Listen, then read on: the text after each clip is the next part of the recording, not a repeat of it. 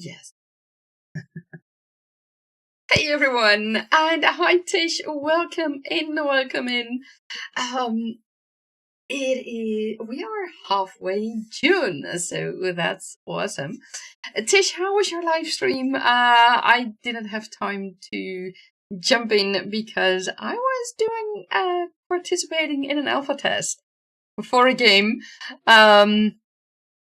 I will tell you guys later on about that. That's not important right now. I am happy to be back at live streaming. As you may have picked up last weekend, well, not last weekend, the weekend before that, a week ago, I had some aura migraines, eye migraines, starting Thursday a week ago and lasting till Sunday a week ago. And at that time, it was quite scary for me because it was only the second time that I experienced aura migraines. The previous time was a year ago. I'm very well familiar with normal migraines, but aura migraines, eye migraines, yeah, that was first a year ago. And now I was looking at the screen, I was writing in Scrivener, and suddenly I saw a word and a letter was missing, and I was like, did I write that word wrong?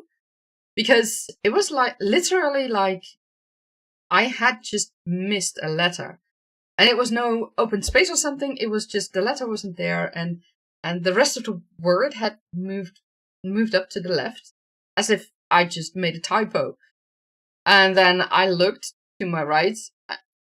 I looked more to the right, or I moved my head more to the right, and I looked at the screen, and then I saw the whole word, and I was like, this is not good.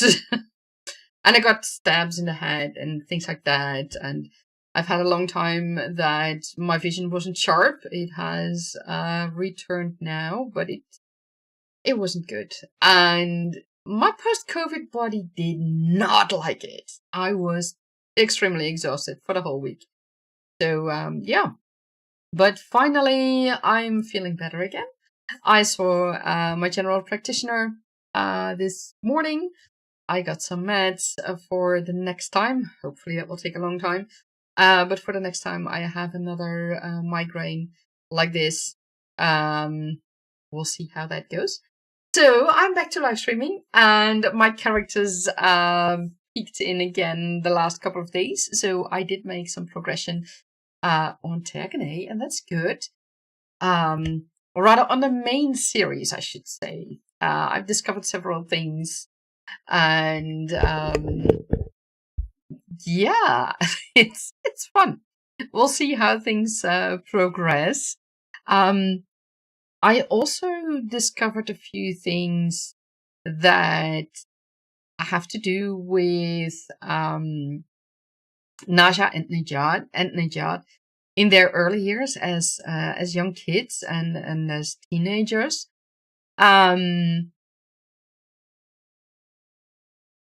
Okay, something just faint, and I have no idea where that was. That's weird.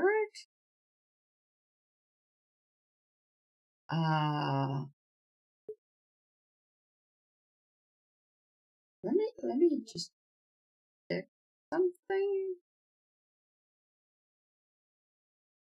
Well, I'm not seeing anything, so I don't know what plane.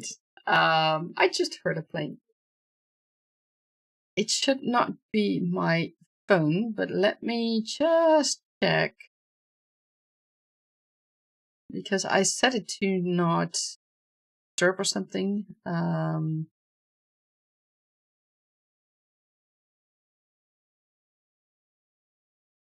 Okay. I have no idea what that was. So we'll just go on as if nothing ever happened. So yes, Naja and Najad as children, as teenagers, I discovered a few things that can help with this, or can help with this. It helps me with how shall I say that? The words are still a bit hard. Not so much confusion as just things I didn't know yet.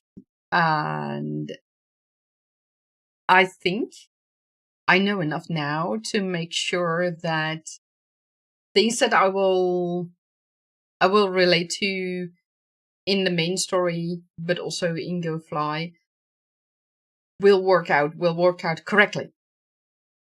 Because yeah, I mean, that's important. So I'm very much looking forward to that. And just checking in to see. Yeah, you guys can indeed hear the sound. And for some weird reason, YouTube is complaining again, but I'm just going to ignore that. It's not complaining about other things. Okay, let's see. Oh. Okay, let me, because I see things in the Twitch chat right now, and I'm not seeing that in what is supposed to be the highlight screen. Let me move that to a new window. Let me make a quick message. This message to see if Twitch messages will show up.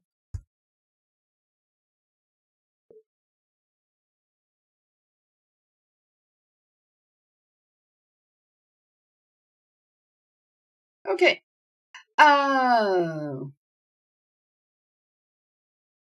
No, it doesn't. Well, in that case, I am going to have to keep a very good eye on Twitch chat. So you guys can see it luckily in this live in the screen. Deja, you said you think the sound was your follow. Oh, thank you so much for that. Yeah, that's very well possible. I had no idea. And Tish, you're here on Twitch as well. And Tish and Deja say hi to each other. My apologies. This should also pop up in a special system that gives me the possibility to highlight your comments, and that system doesn't work right now. So yeah, I don't know why.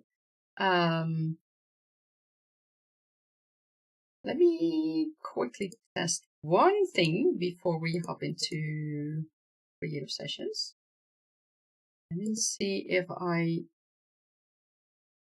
pop the chat out again. And then open up the control dock again.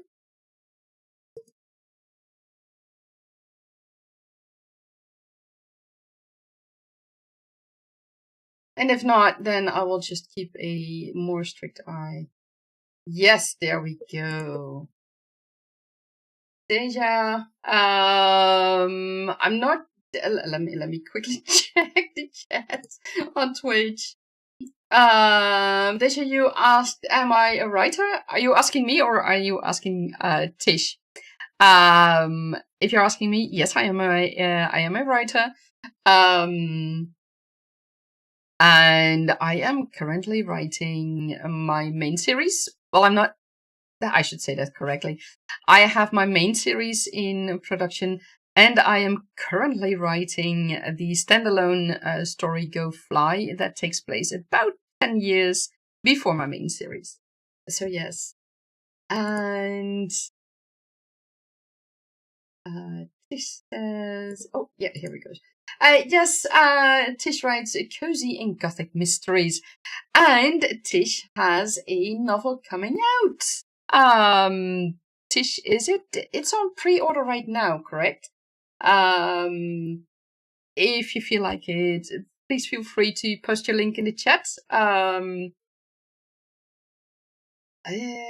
Wait, can you do that in Twitch? Can you post the link in Twitch?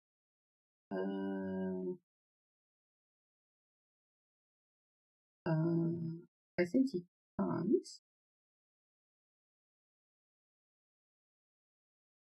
I am going to post the link. Deja, you asked, the question applies to both of you. Oh, yes. Well, thank you so much. And Deja, are you a writer as well? And do I pronounce your name correctly? Please let me know if I pronounce your name incorrectly, because I try to pronounce your names correctly if I know how to do that. Oh, you started writing about a year ago. That's awesome. What are you writing? And Tish, you say, yes, tomorrow, the house on 5th Street. Okay, so let me grab the links from you. Deja, it's Deja from Deja Vu. Excellent, excellent. And PT is from Portugal. Nice, nice. Another European. That's awesome to hear. I am from the Netherlands, so that's why I say another European. Let me grab Tish's link for you guys. Because I have no idea how to instantly make Tish a mod on Twitch.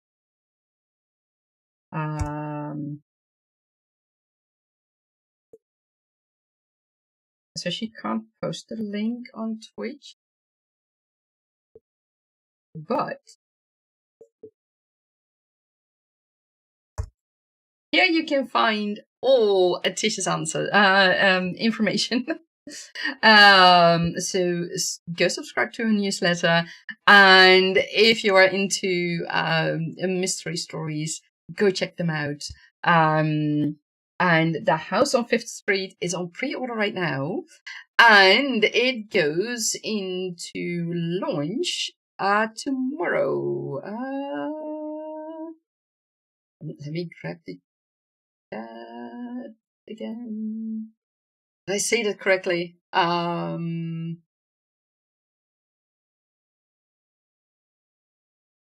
Yes, tomorrow. Tomorrow is the launch of the house on 5th Street. So if I forget that tomorrow, Tish, I want to congratulate you in advance on your launch. But I hope to be able to catch your live stream tomorrow. So yes. Catching up with all of you. You started, Deja, you said you started writing for the theater, but you found your niche in horror terror. Yeah, that's not my genre. I mean, I can, there are certain genres I just won't watch. Then again, I know, or won't read, I should say. I have read, I mean, I have read certain books, and I'm not sure if they are horror or something like that. I mean, I've written books, I've read books written by Dean Koontz, for example. I think I always thought it was just a thriller, but some books might also be categorized as horror. I won't read Stephen King. That's just way too much for me.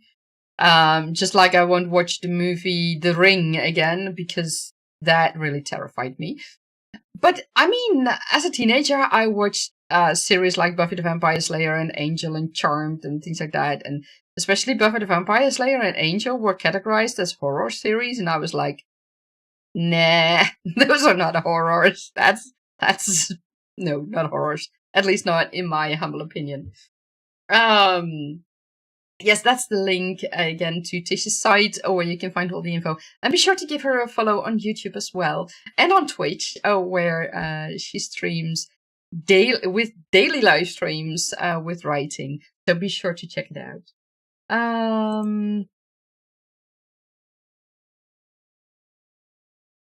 And Tish says, "Oh, that's nice, Deja. You bet theater was fun." Yeah, I can imagine that. I mean, as a child way back when, I once played in a more of a musical, I think. No, also a play, but I mean that was just as a child. So it was fun to do. But I can imagine writing a play is also a very, very fun challenge to do. And what if you compare writing for theater to writing a horror or terror story? What is the biggest difference for you, and what is the advantage for either one of you compared to the other? I'm looking forward to hearing about that. Did you say that your universal book link? Pick your book venue from the link. Yes, it's great. It's awesome.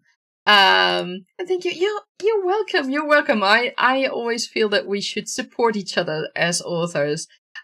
We are not competitors in any way. Which I mean, there are so many people in the world, and everybody reads. So lots of people, I should say, read so many books. I mean, I read fantasy, I read all kinds of genres, and I love supporting other authors, because I also think it is important, especially in this day and age, to support each other. So, if you don't know, for those watching, I also host the Indie Author News Show. I do that once every 2 weeks, I should say that correctly. Also, it's where my co-producer and I had some confusion about, because we agreed to bi-weekly, and for me, with being non-native English, I thought bi-weekly was twice a week, but she meant once every 2 weeks, which is far more easier on the both of us. So we do it once every 2 weeks. And our next episode is going to be published by the end of this week, probably in the weekend. It all depends on how a few things go. But we as in Hala, my co-producer, and I, we put indie authors in the spotlight with new books. So Tish, let me know if you want your book to be featured as well, and I can grab all the info and feature your book in the upcoming episode. And we have interviews. I am interviewing Jenny Stand this weekend, so or next weekend. My apologies. Well, technically that is this weekend, sort of coming Saturday. So she will be in the episode after that. But we have already had interviews with Marie Mullaney, for example, Rachel D. Adams and Dawn McClellan, and a few more. Also a small publisher like Inimitable Books. So yeah, that's all. And we feature book releases and crowdfunding campaigns for book releases from indie authors, hybrid authors, and small publishers, and also writing events online and offline. And we try to give a complete overview of all the live streams that are going on for writing sprints. So be sure to check out my channel on YouTube, where you will find the Indie Author News Show. So going on to the other chats. Desha, you said, replying to Tish, you enjoyed it a lot, still belonging to an amateur theater company, but you were not aligned on projects at the moment. Well, that can happen. Yeah, I can imagine that. Tish says, you're too scary for horror terror. Stephen King scares me. Yeah, same. I'm just, I mean, I've, as a teenager, I've seen, what was it? I think it played on Antarctica or something, and that was just, yeah, you shouldn't, no, that was way too much. And I watched it with friends at the sleepover, and I was so scared. So yeah, no, I'm just not going to watch Stephen King movies, and I'm not gonna read Stephen King's books, because that's just way too much for me. My imagination just runs rampant at that moment, and that's really not good for me. Did you watch True Blood, but you love me some vampire. I love True Blood and Buffy the Vampire Slayer, Angel, duh, of course. Charmed. Those are all the old series, not the ones that I don't know are possibly in production or maybe cancelled again. I'm lost at that. But yeah, I love those, and True Blood was a good one as well. I've also watched what is it called again? It was a series about wolf shifters. God, I don't remember what it was called. But yeah, that was also interesting. So yeah. They said vampires is not horror. Well, you see, that's where I get confused sometimes. I mean, Buffy the Vampire Slayer, here in the Netherlands, they categorized it as horror. They still say it's horror. And I'm like, no, it's not. It's urban fantasy. I'll agree on that. But horror, no. But, oh well. And Tisha say, is it okay? Maybe you do like some horror. It by Stephen King. Yeah. No. Not gonna watch that. Not gonna read that. The Texas Chainsaw Massacre. Same. Deja dialogues. Yes. Oh, for the comparison between theater production and theater writing and novel writing. Okay. Dialogues. But in theater, you have to give stage and character directions while the play is going. And of course, you can give the actor freedom and shape your characters. Okay, interesting. And did you say, oh yes, please do feature my book. Excellent. I may get back to you about some details. Is it okay if I do that in Discord? Because that would be the easiest, I think. For things like the blurb and cover art, maybe other information you would like to include. I'll send you a message in Discord about it. They should you say those films are books are incredible. Discord would be good. Excellent, thank you. And they should you say horror is a very broad term. It can be considered very soft horror or a category within horror. Okay. Yeah. I mean, I always really associated horror with Stephen King and films and books like that. I guess books by Dean Koontz, they are more psychological. I always regard them as thrillers, not so much horror. But they can really scare me as well, but that is because he goes into the psychological aspect of it. I mean, Stephen King is apparently also very good at that. But I don't know. The works of Dean Koontz and Stephen King. Stephen King scares me. Dean Koontz doesn't scare me that much, I guess. And Tisha say, no horror at all with you. You can't handle it. The Night of the Living Dead freaked you out as a child. I think I've never seen that. The Night of the Living Dead. Yeah, I don't remember that. Deja, you say Stephen King is above all a great storyteller in your opinion. Yes, that he is. And that's the wonderful part of it. If you can, how shall I say that? Keep your audience captivated with what you write and how you write it. And I mean, he does that, or at least from my understanding, let me put it that way. Please correct me if I'm wrong. He does that with especially the psychological part. What I remember from I think it was It that I saw, that played on Antarctica. Um, it wasn't so much that you saw the end result. It was the fear that the people had, the fear of things that could go wrong. And that is such a strong thing, such a strong feeling that can be invoked.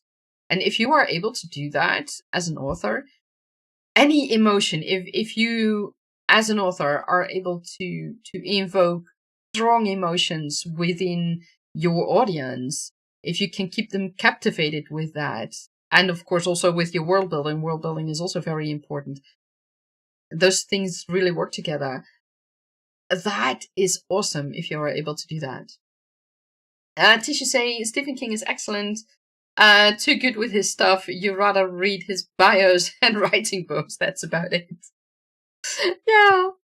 And Tisha, you say it was a Nightmare on Elm Street that haunted you. Oh, interesting. And Tisha say it's the fear he invoked. Yes, indeed. And Stephen King is just, it's mind-blowing how he does that.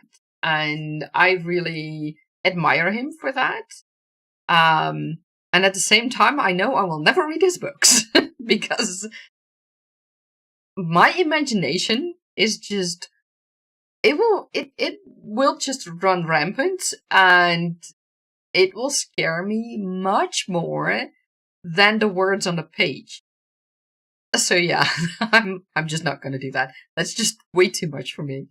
I mean, I have weird dreams of all kinds of things, and my dreams don't scare me.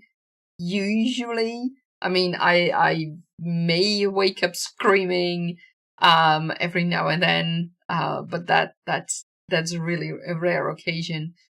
But yeah, those books, I think if I were to read those, then I would just wake up screaming every night, and I don't want that. So yeah, that's a thing. What I totally forgot to make for you guys is questions. So I have one question for you, and that is inspired by my aura eye migraines I had last week.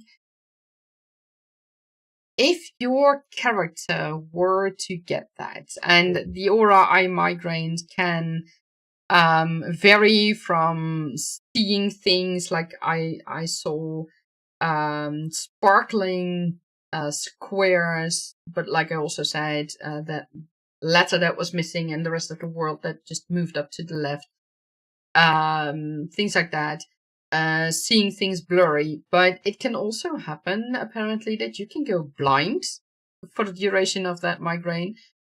How would your character respond to that? What would their initial reaction be, and how would they deal with it? So that's my question for you guys today about your characters and your world. Deja, you said yesterday you were in a bi-weekly horror writing workshop, and you came to the conclusion that you've been writing a lot about children ever since you became a father. And you think it's your subconscious telling you that right now that's what scares you the most, something happening to your son. I can totally imagine that, yes. I mean, how shall I say that? I'm not a parent. I have no children, but family and friends do have children, and I love them. And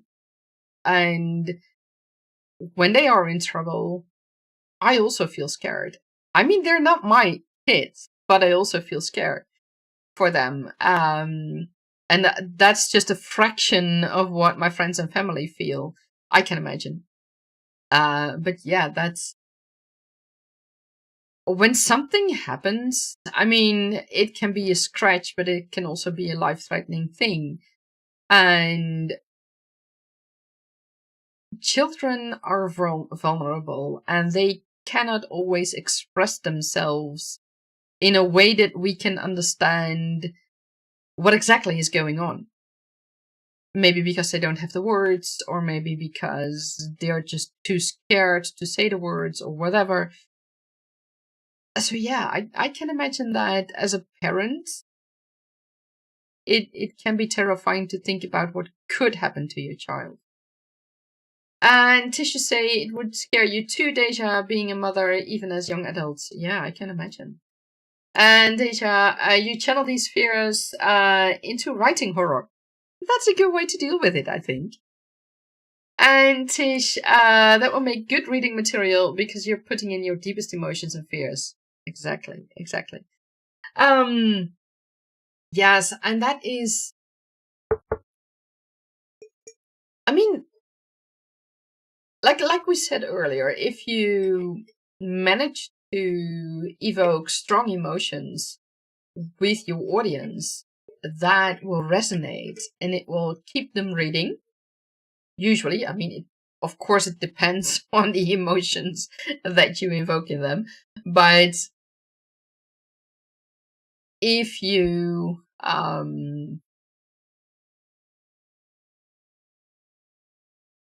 if your readers, if your audience, so readers, theater audience, movie audience, whatever,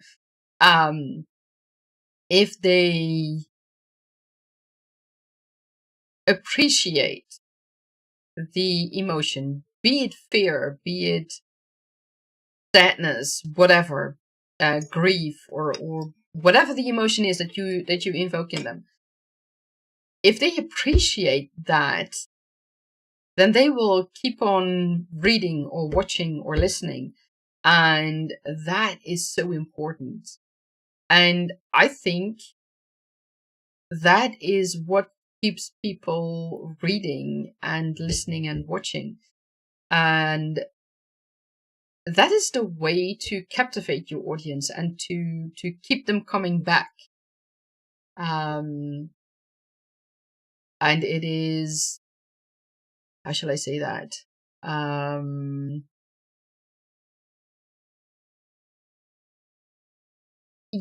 In writing, be it for a theater or be it for a novel, you have three components. You have the story itself, just the storyline.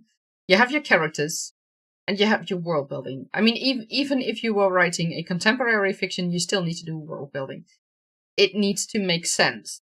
You can't have your characters act in a wide room, as we say. That combination is very strong and can really help you portray those emotions. And if you do that correctly, then you have a wonderful audience. Deja, you say you've already seen that you that we're clearly not your target audience. Not for the horror, no.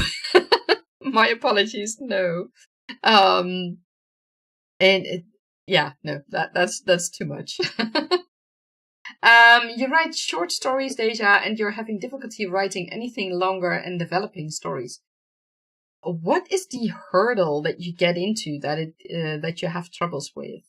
I have to say, I have a lot of trouble writing short stories. The story that I'm currently writing, Go Fly, which takes place about 10 years before the main story.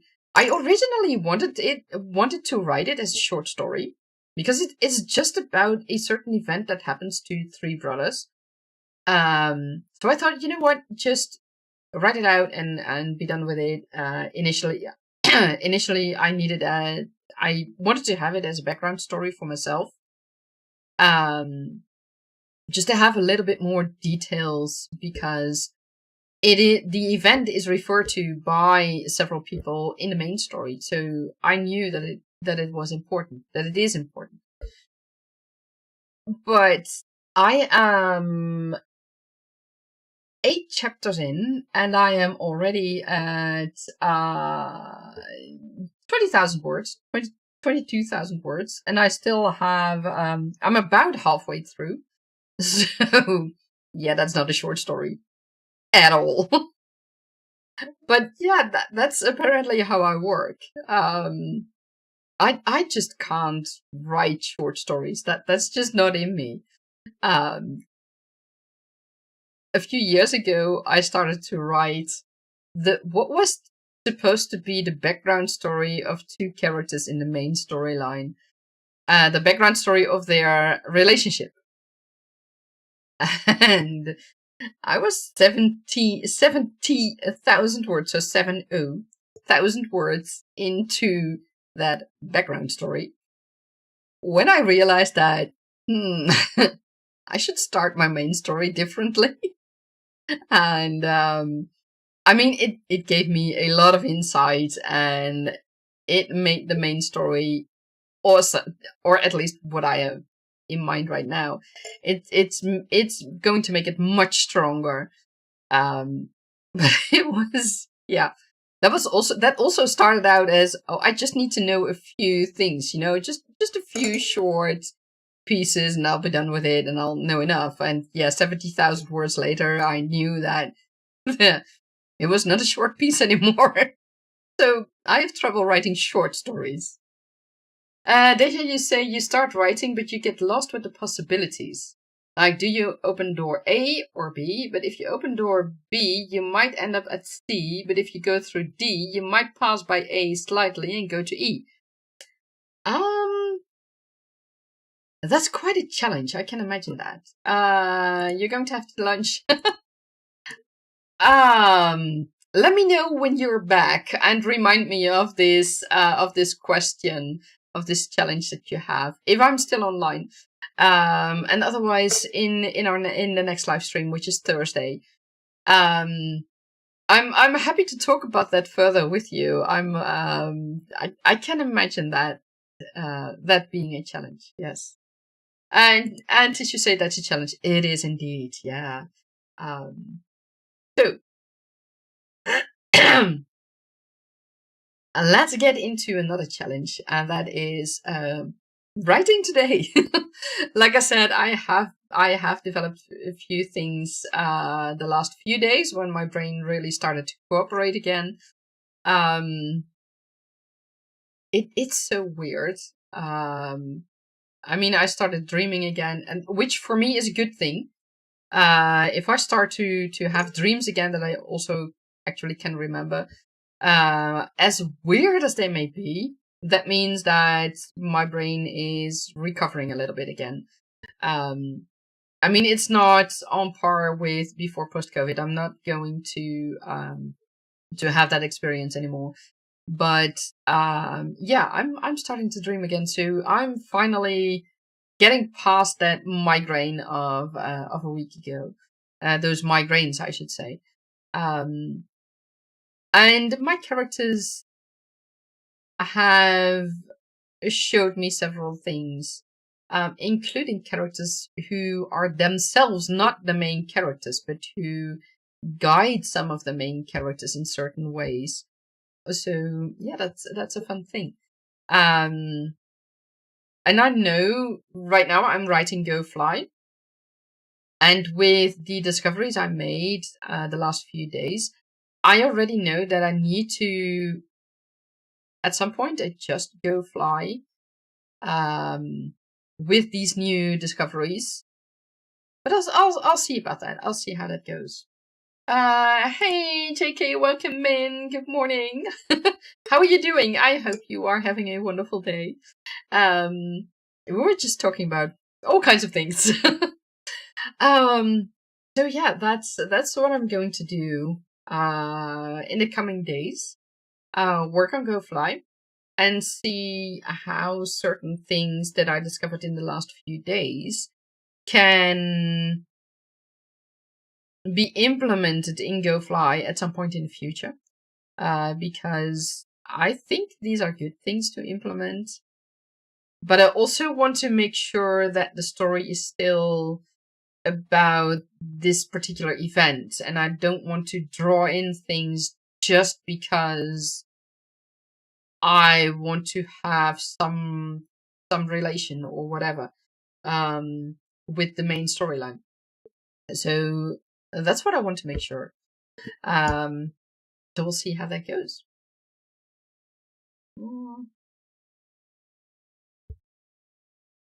JK, you say you're doing pretty good, just getting up to do some modding pages for PSNS.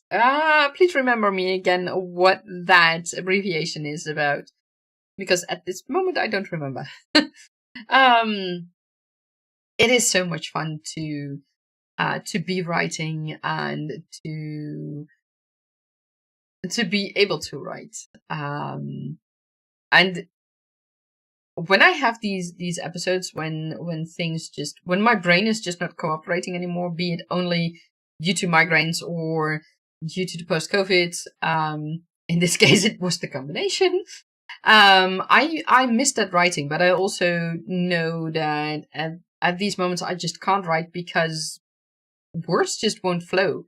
And I will just sit at my screen and I will just look at it and I'm like, yeah, but I don't know how to proceed. It's not a blank page fear syndrome. It's more my brain can't process. My brain can't move on from the last sentence to where it needs to go, because I know where it needs to go, but my brain simply can't process it. It can't process the words that I need to write, and that's hard when that happens. So I'm very glad that I'm over that right now. Took me a week and a half, but yeah, I'm happy that I'm over that right now again. And JK, you said Project Sugar and Spice. That sounds interesting. I'd like to hear about that more as well. Sorry, something is itching here at my nose. It's not quite the corner of my eye, but it's close to my eye. So yeah, that's it. In the beginning, I said to you guys that I would also tell you a little bit about the game I have been playing. It's called Under a Rock, and Under a Rock is a game in development. And I am one of the few community members there who has been invited to play the very first alpha test, which is all about base building. So yeah, I'm very happy with that. So I played it a little bit before this live stream, and it is a very fun world. I haven't even built anything. I was just running around and seeing everything and looking at creatures and plants and the underwater world and things like that. So yeah, the base building is going to have to wait. But yeah, it's so much fun. So I'm very much looking forward to test that more and more in the coming weeks. But if you want to check it out, let me put the link for you guys. Okay, let me see that I can grab the link somewhere.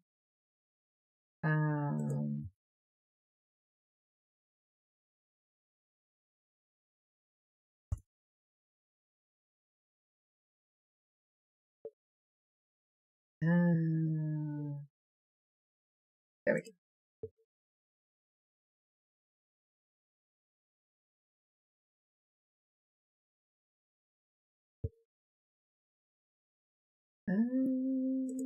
Here. Like I said, the game is still in development, so you can't play it yet. You can't order it yet, but you can wishlist it. And it is just such a cute game.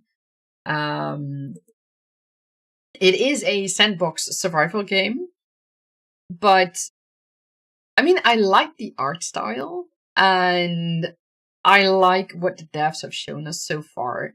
You can also, for example, tame creatures and make companions, get companions from them.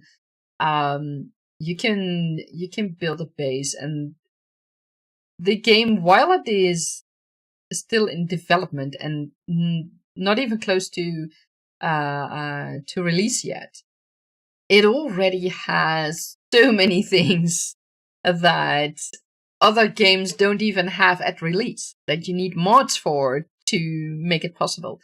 So I'm very happy with that. Tissue like that, yeah. So let's dive into our creative session of today. So far, my laptop and everything is still holding on, so that's good. So yeah, let's dive into it. I do a creative session of 1 hour. So yes, here we go, and I wish you all a lot of fun writing or whichever creative thing that you are going to do.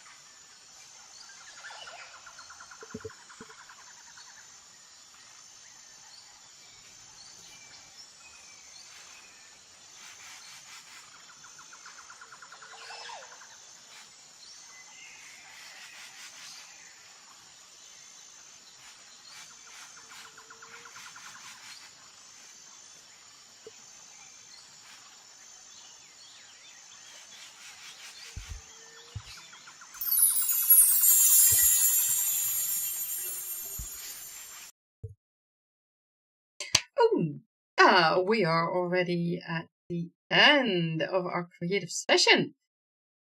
Yeah. Wow, that went by fast.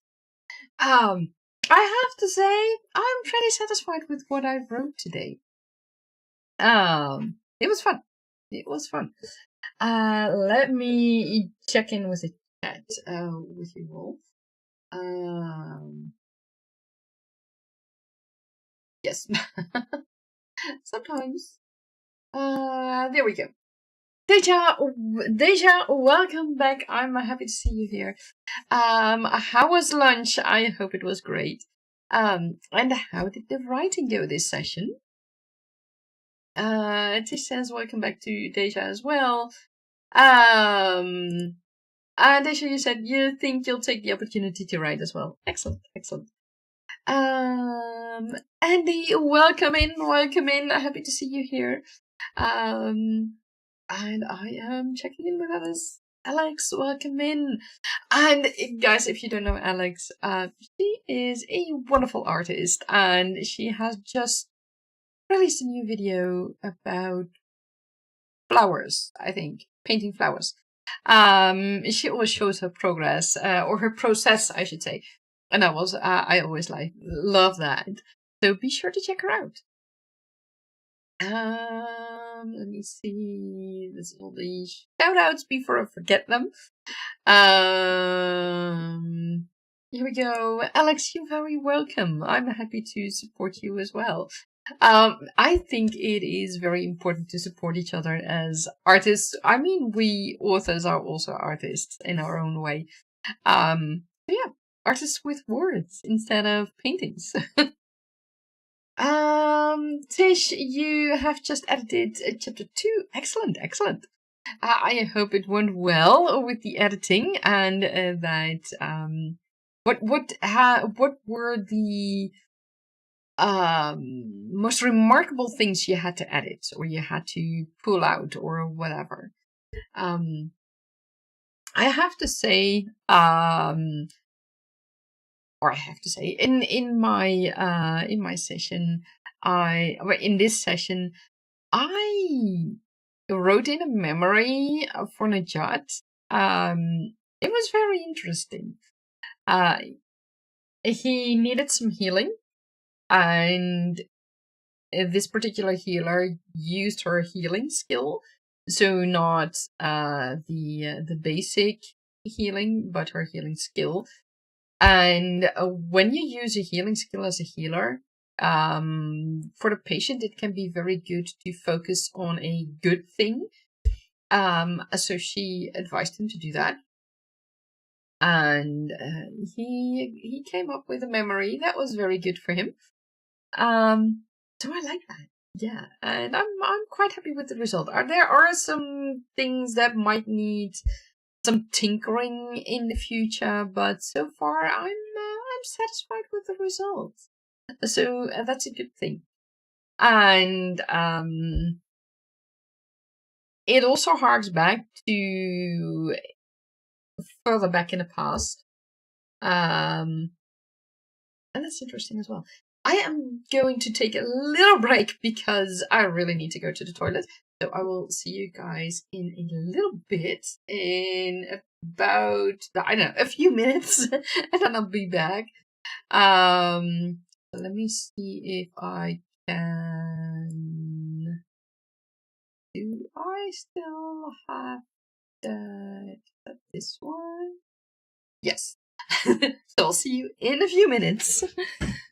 Because I really need to go.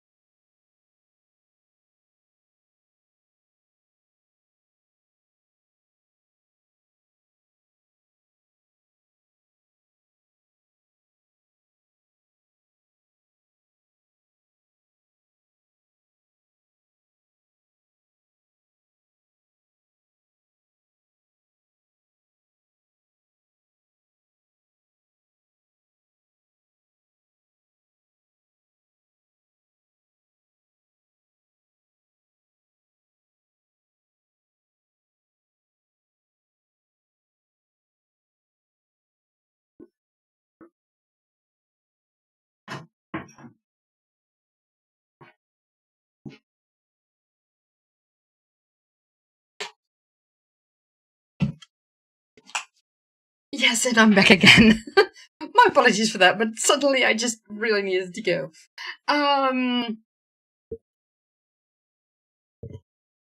Alex, you say, as long as you don't use AI, the authors are fantastic artists. Exactly. Yes, I totally agree with that. Generative AI, I mean, there's AI and there's AI. I make a difference between generative AI, which is really bad, in my humble opinion, and AI as in, I don't know, your computer. I mean, artificial intelligence is something that's been around for decades and decades, since the moment computers came into the world. Because that's machine language and that is artificial intelligence.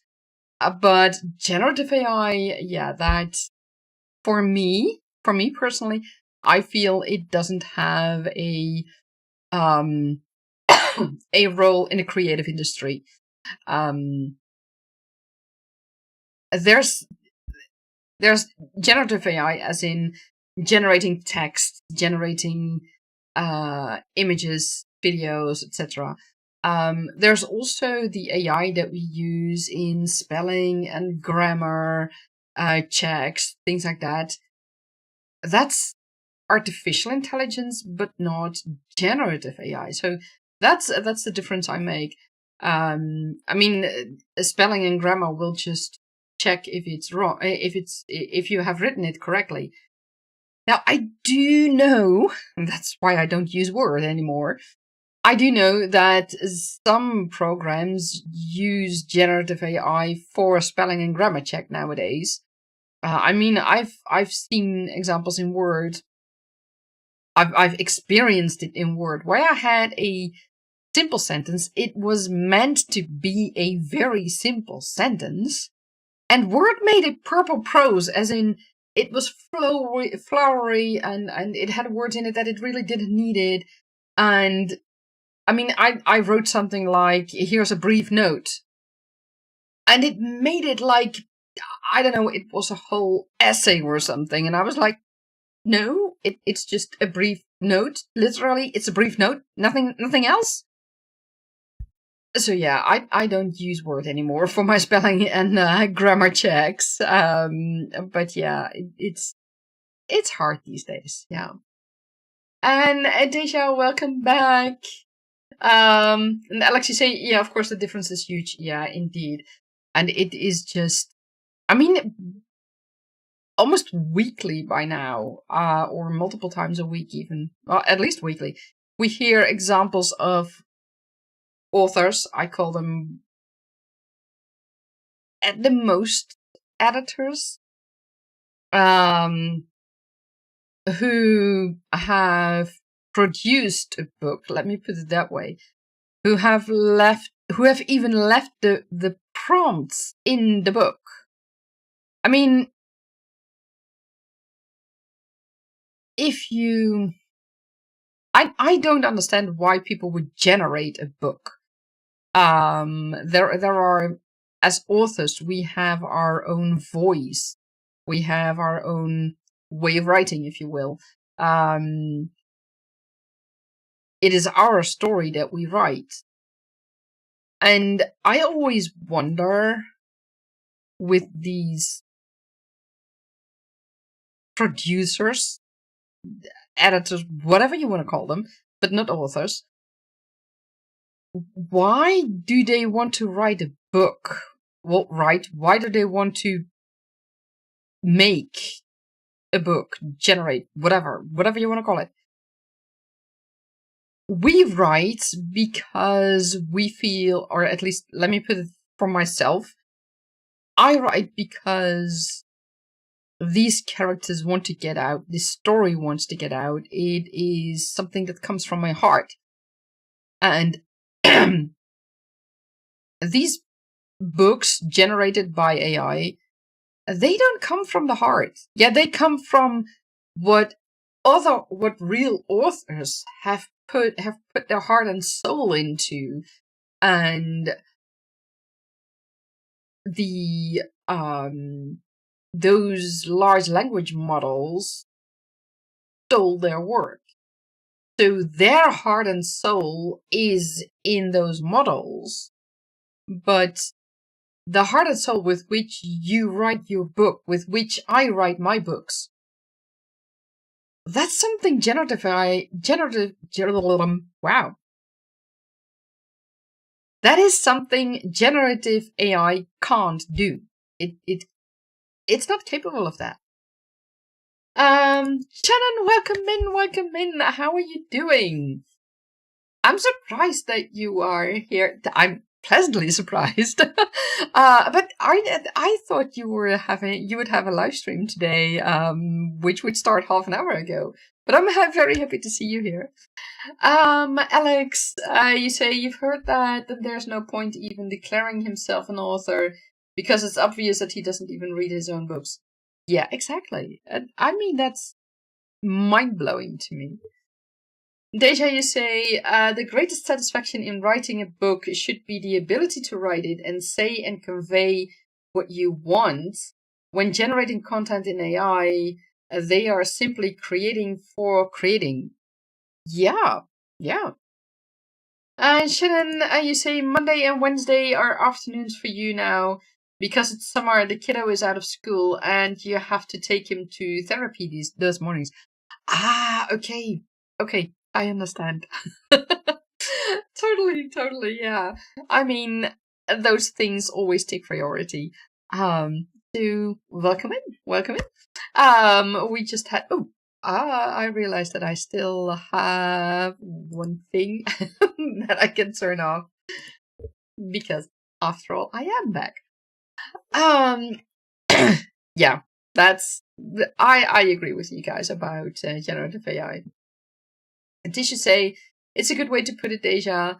And waves to Shannon from Twitch. For me, writing and other creative arts, I mean, I have dabbled in clay figures, but I was really not good at that. So at some point I stopped.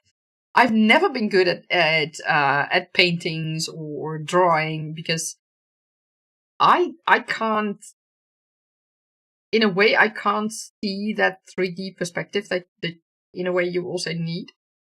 I mean, I can draw buildings or a building. I've done that in the future, in the past. I wanted to say in the future, but that's going to be hard.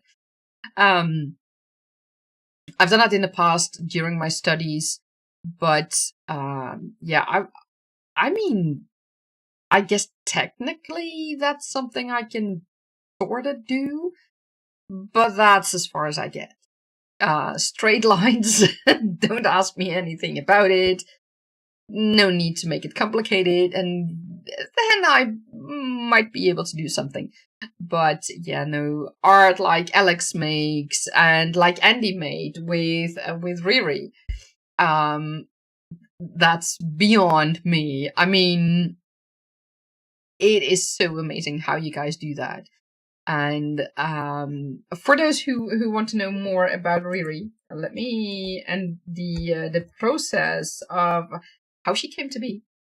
Let me give you all the link for that. I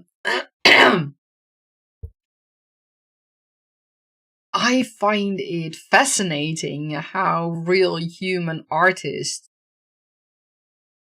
authors, painters, drawing in any way how you make a painting, musicians, name it, sculptors, any creative artist, how we as creatives are able to make such wonderful art, how we are able to express ourselves through that. And that still amazes me to this day. And I don't get why people want to belittle that. Because that's what I see with those AI people. They basically belittle that. And I hate that. From the bottom of my heart. But yeah, let's not get into generative AI talks too much. Shannon says hi to Tish. Deja, you also think that what is created in AI is clearly noticeable, it just doesn't have a soul. Yeah, exactly. And Shannon, you say, if you weren't a writer, you would be an artist. You've had offers for some of your paintings. Awesome. That's true. No soul, no personality, says Tish. Yeah. And Shannon, you say you did the dragon for the second book cover in your Brides of the Dragon Kings series. That's great. Oh yeah, this is the link to the Flutterment video for those who want to know. And Shannon, you say in your adolescence you had a big sketch pad where you wrote all your research into subjects that interested you for writing. like knights and castles, and also drew what you were writing about. That's awesome. I mean, I just scribbled down. Sorry, there's something in my nose, just a tiny hair, and that's itching me. I just scribbled down notes in the margins of my notebooks at school and things like that. And now I just use any paper I can find if I don't have my phone with me or I'm not a laptop, to just jot down the ideas and make sure that I have them ready. And Shannon, you said you spent all your summers in the libraries back then. I spent a good deal of my days in the libraries as well, yeah. And I was lucky that my parents also bought me books. I love that. And my mother and both my parents, they really encouraged us to be creative, to do anything. I mean, we also had Lego, loads of it, my brother and I. And we made stories and we built whole worlds with the basic Lego. I mean, back then we didn't have those Lego sets. There was, I mean, they slowly came and, like the basic Lego sets that were, a police car and helicopters and things like that. But, these things that we have now, like the Death Star and turtles and, I mean, anything you can think of. But back then, we made stories and we built things with Lego, but we also, me and my mother, we used, I think it's polymer clay, Fimo clay, and other things. My mother actually is good at painting. I'm really bad at it. But my mother is really good at it. And we also did other things, other creative things, and that was fun to do, and it still is. And I love it that both my parents really encouraged us to be creative. And well, I found that writing is my creative outlet, and I keep on doing that. Shannon, you say your parents didn't support you. You asked for a typewriter and got a toy typewriter. Yeah, that they didn't understand it. You have a huge bin out in the garage filled with all your handwritten books. Starting writing books at 9. Wow, that's incredible. Well, back then, when I was a teenager, we had at some point we got a computer, and I've written a lot at the computer. I have discs, these large discs, but also the smaller ones, that still have stories. I have no idea how I would be able to get them again, but yeah, it's fun. It's fun. And even back then, my mind worked faster than I could write. So having a computer was very good for me because, I mean, I learned myself to type. I've never had a typing course. So I learned that myself. But soon enough, I could easily, type away on a computer. And that would really work for me. So yeah, it's fun. And Shannon, you say you didn't own a computer until you were 22. They were far too expensive back then. Well, here in the Netherlands back then, we had arrangements at companies where people worked, and there were special arrangements where for a certain amount of years you would pay a certain amount that would be deducted from your salary, and then you would pay off the computer that way. So there was that way people could get computers in their home, and I mean we were lucky that way. I mean, at school we also had computers, but that was usually just reserved for computer classes. So, computer lessons, I should say, when we had dedicated lessons for that. So that's not something we could really work in our spare time. So that was different, yeah. And Shani said, but before your computer, you used your friend's computer every night to type up all you had written that day. That's awesome. It's nice that your friend, that you could use your friend's computer for that. And you say you are a slow typer and you know how to type, so now you dictate. That's also a very good solution. I have to say, right now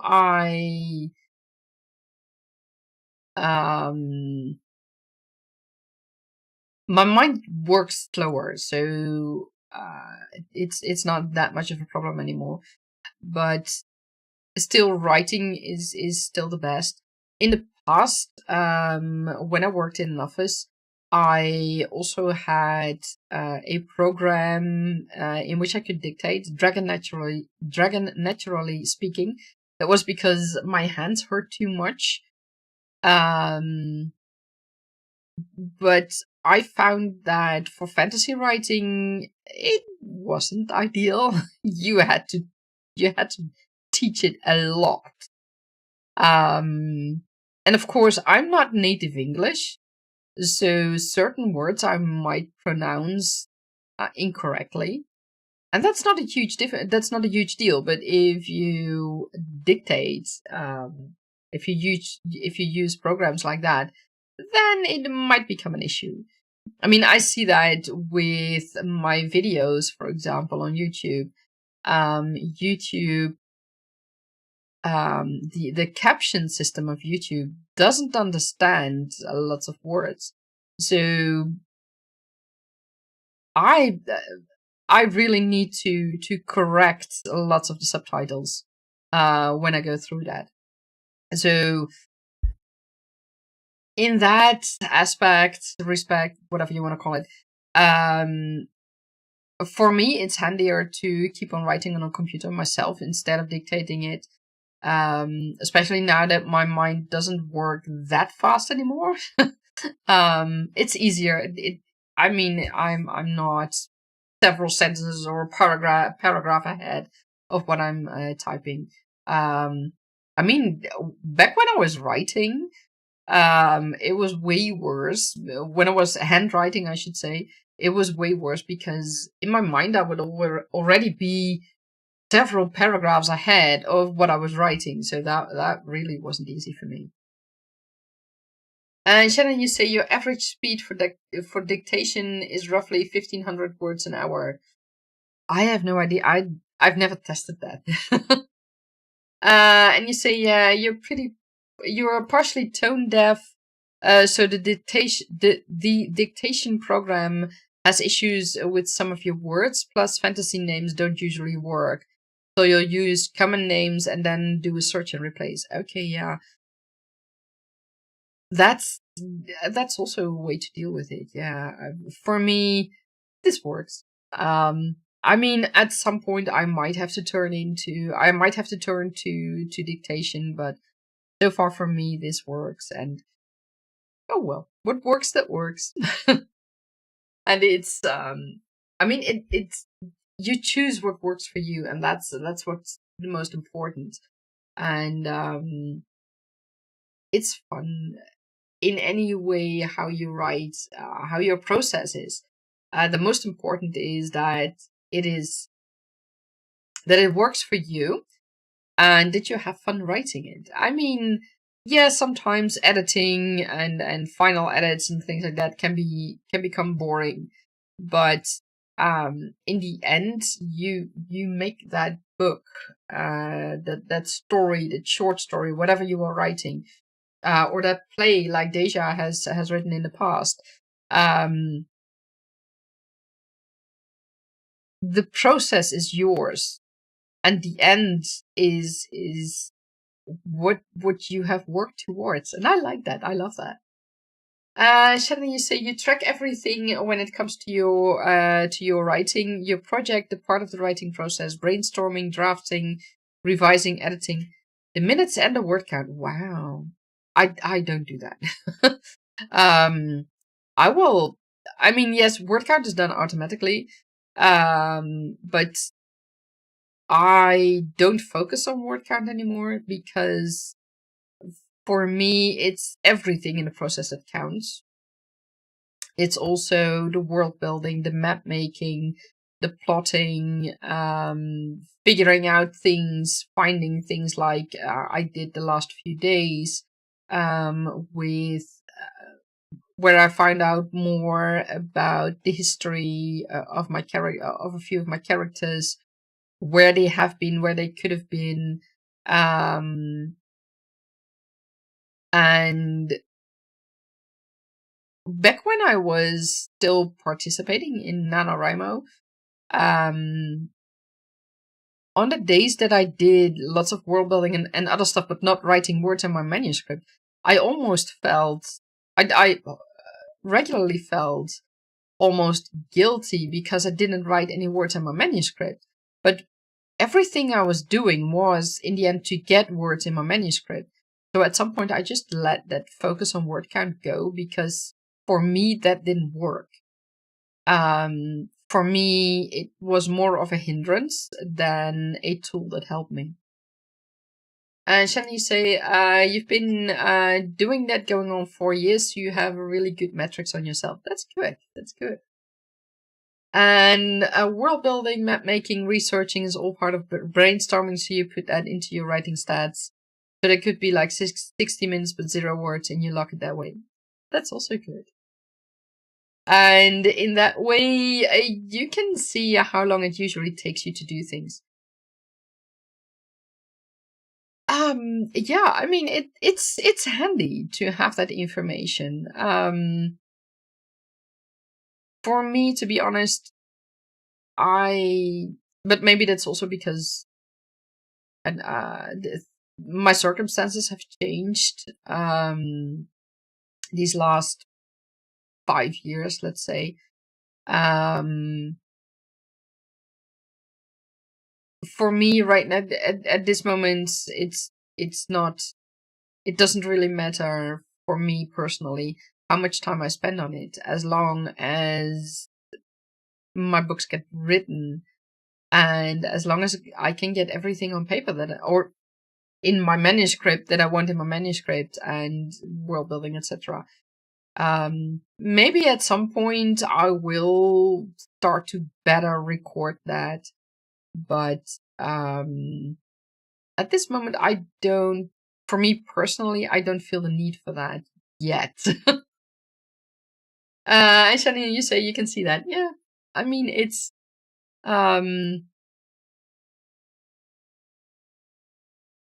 sorry, I was a bit distracted by what was happening outside. I saw something strange, but it's gone. So, but yeah, it's what you track of your writing process is you need to track what is important to you and what works for you. And right now, I don't feel the need for tracking all that information because it hasn't given me what I need. I mean, like I said earlier, I had written. I'd been working on the background story of a relationship between two characters. Originally, it was really supposed to be just a background just for myself, and I was 70,000 words into that background story when I realized that it wasn't the background story anymore. It was actually the beginning of the main series. And that's when that's one of those moments that I realized that it doesn't matter how much I write, how many words I write in a manuscript as a focus point. Yes, I know that for certain tracks, like when you go to a publisher or an agent, as a debut author, debut fantasy author, you might not really get in the door when you have a book like Brandon Sanderson had with 250k words or more. But for me, I just want to write the story. And of course, I want to publish my books as well. But for me, the focus is write the story. And no matter the amount of word count and no matter the time that I spend on the story, right now, that's how I feel right now. Let me put it that way. It doesn't matter as long as the story gets written. And I'll see how things are once the story is written and once I've done all that world building. And for me, it doesn't feel like a job. So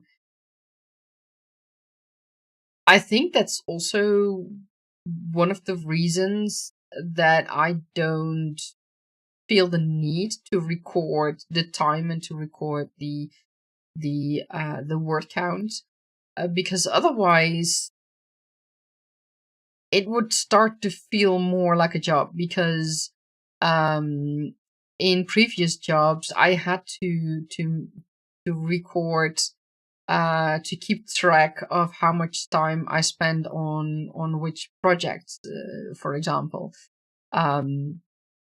So I think that that's also one of the reasons. It's the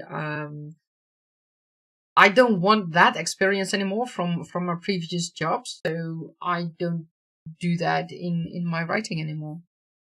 Can you say in 2022 you realized you hadn't been writing as much as you wanted, and that's when you started tracking so you could see how you spend your time? Oh, that's an interesting reason to start tracking it. Yeah, I can understand that. Tish, you asked, Shannon, do you use Notion? You're learning to keep better track of your writing process with that. Interesting. How do you use Notion to keep track of your writing process, Tish? I have Notion, but I use it for content planning for my author channel, and that's it. That's what I use Notion for the and also together with Hala, for example, for the Indie Author News Show. But I have never used it as a writing process tracker. Shannon, you say that's when you stopped making videos for YouTube. You wanted to write more than make videos. Yeah, for me, it's just sharing, sharing what I like. And I, looking back at my channel, I haven't made that many videos.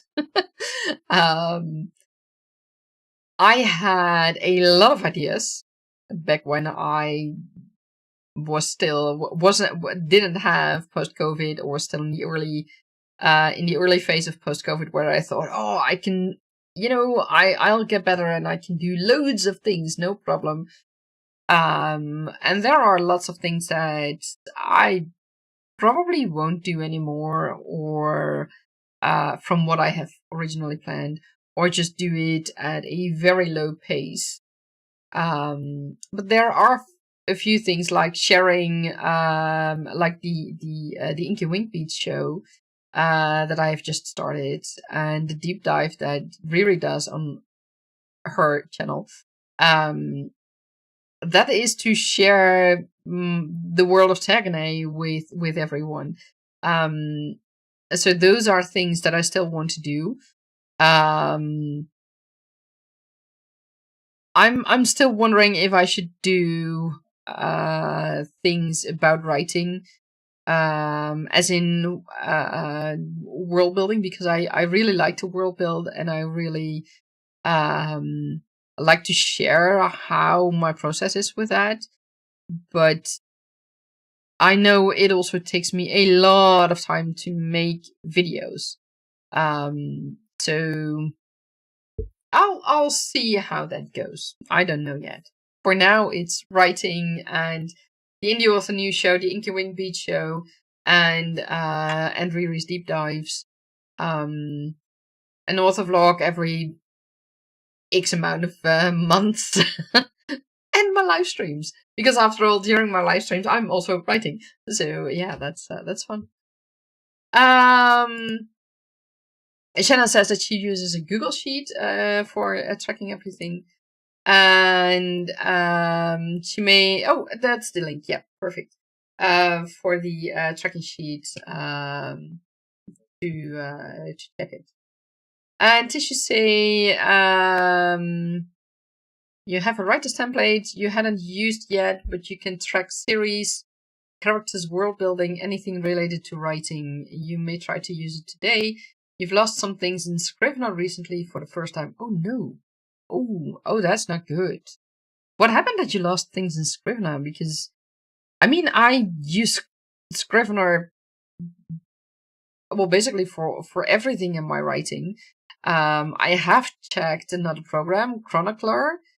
That is basically a program to set up a wiki, but it is still in development, and I think it's missing lots of features, and you need to know way too much about coding to really be able to work with it without problems. I've set up wikis in the past without such a program. I just used MediaWiki and database systems, so I know how to work with it. But yeah, it has potential, but not yet for me. But yeah, losing things in Scrivener is not a good thing.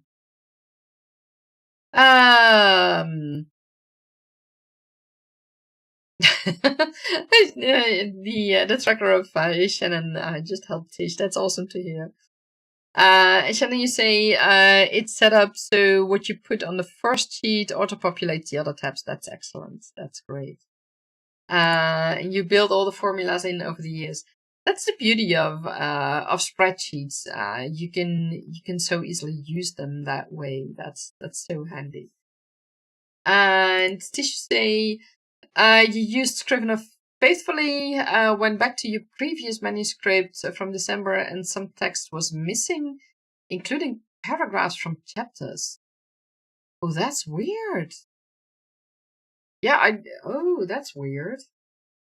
It shouldn't happen. It's almost like I know that Scrivener files every separate file that you make, or every scene, chapter, whatever you make in Scrivener. In Scrivener, it files it separately in a separate RTF document, if I'm right.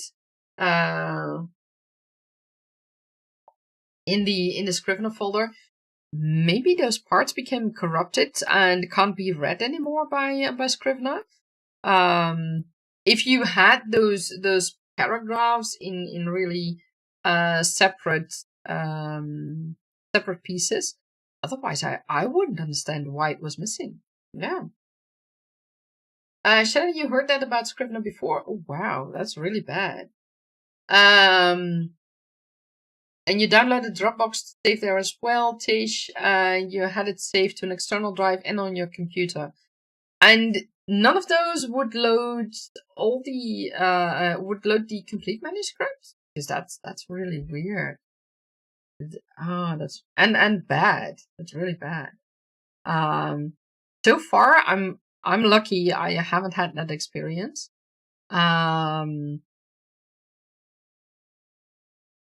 I wonder. I mean, I don't know what computer you guys are using. Tish, if I remember correctly, you are on a Mac. I know that the Mac version and the Windows version of Scrivener are two separate programs. They also developed the newest Scrivener program for Windows later than the Mac version, if I'm correct. So maybe there's a difference between those two.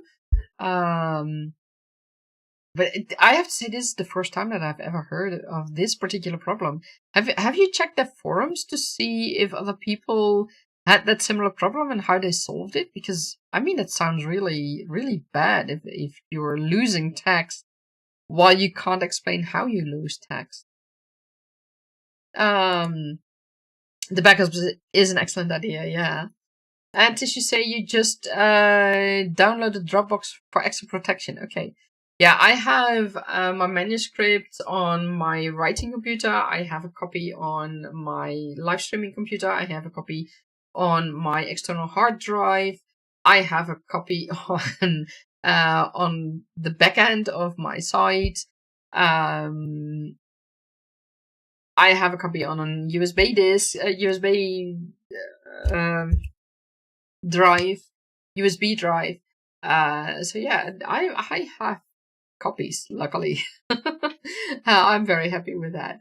But yeah, it's weird when files get corrupted and you don't have all the information. That's really a bad thing.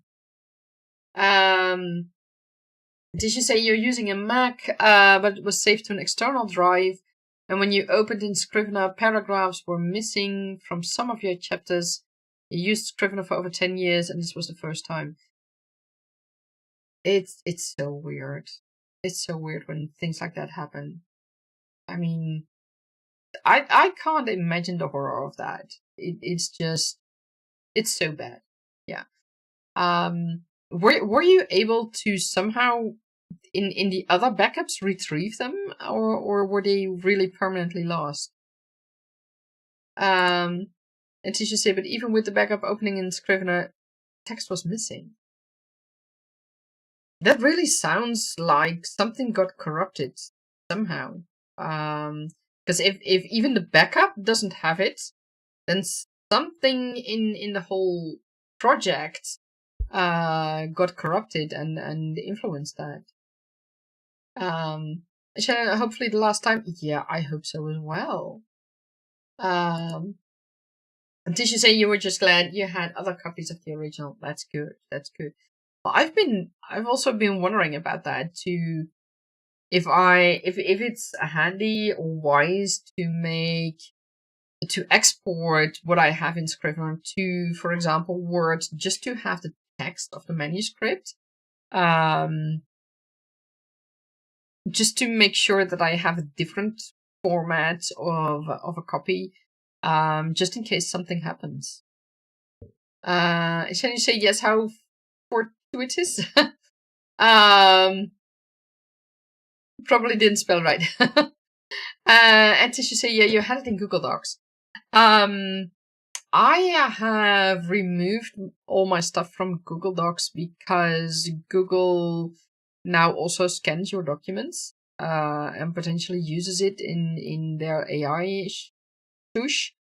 So yeah, I pulled everything from there. Everything that was related to my writing. It's not in Google anymore because I don't trust Google with that anymore.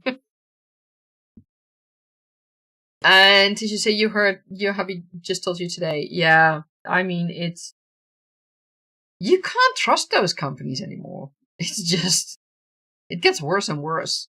I mean, I just don't know.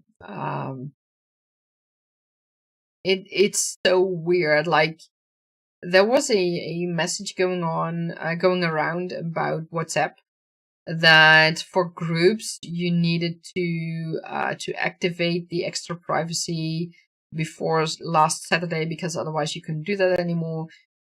And I thought, why do we have to opt in for that instead of opting out? Why is that not just automatically activated? I mean, it's just so weird that those companies think that they can just go through all our. I mean, it's end-to-end encryption, so it shouldn't be a problem.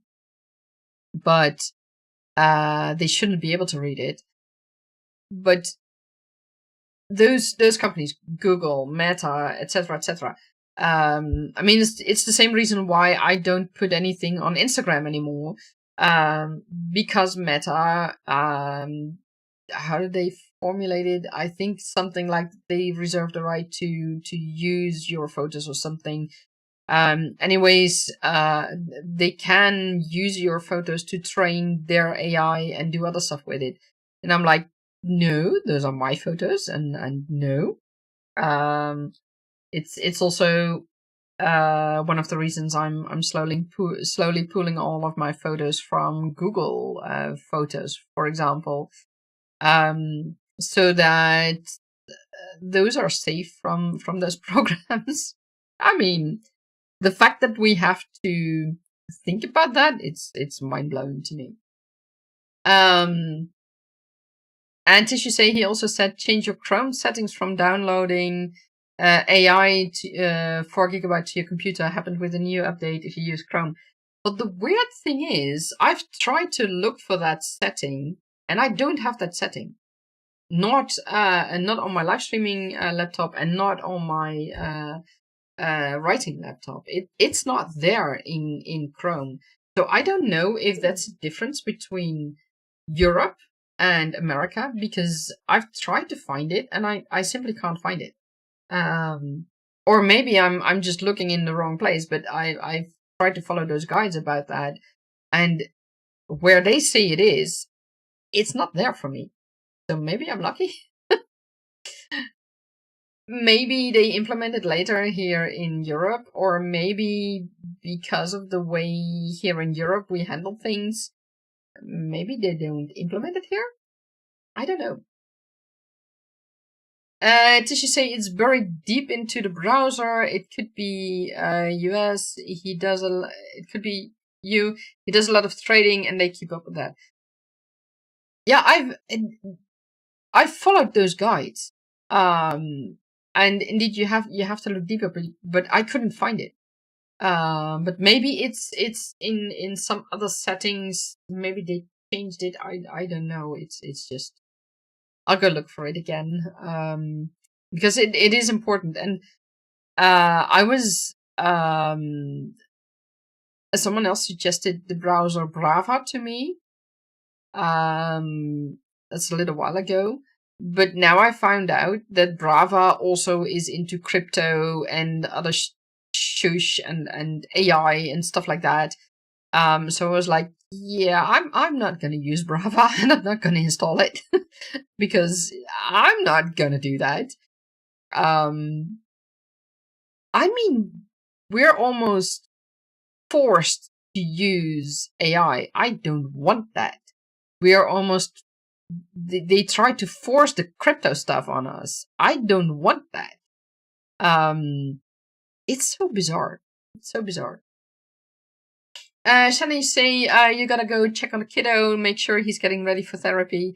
You keep up the stream till you get back, but if we leave before then, it was great talking to everyone. It was wonderful to have you in the stream, Shannon, and I hope to catch you next time again.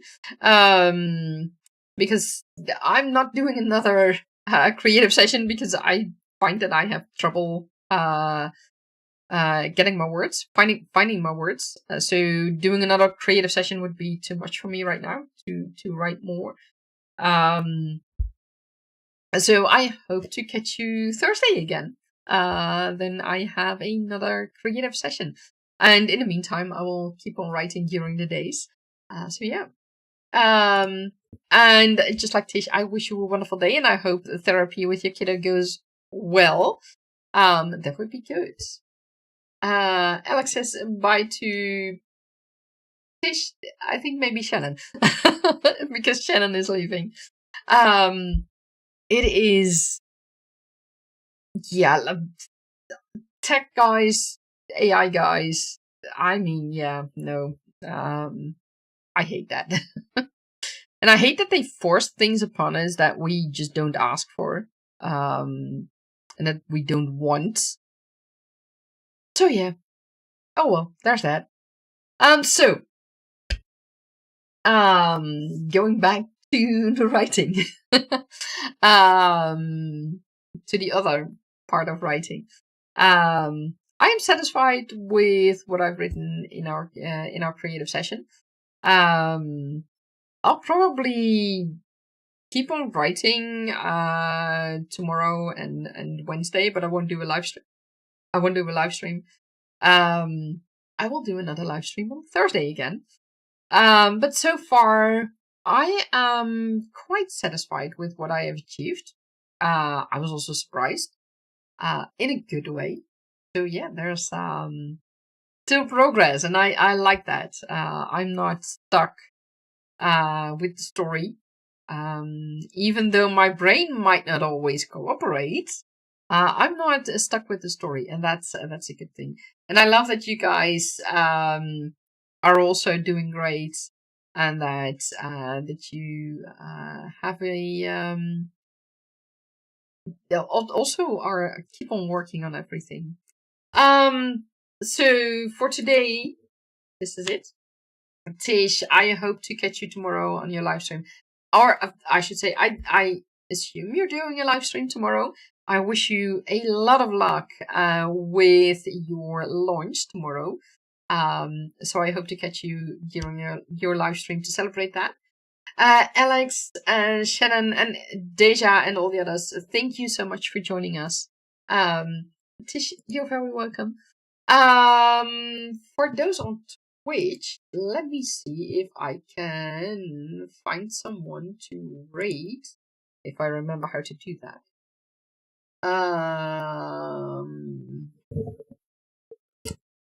Okay, let's check for the same category. Oh yeah, Kindar is writing, is doing a live stream. Usually he does quite a long live stream, and he's up for about 2 hours right now. So let's do that.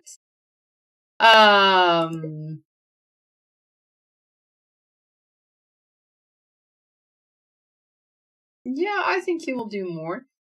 So I wish you all a wonderful day filled with creativity and magic.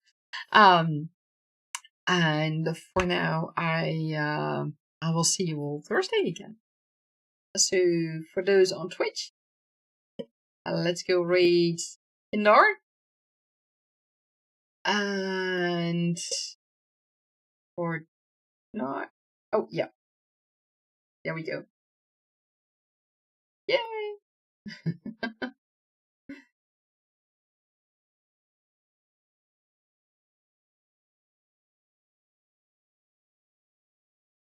And for those on YouTube, thank you so much for joining, and see you next time.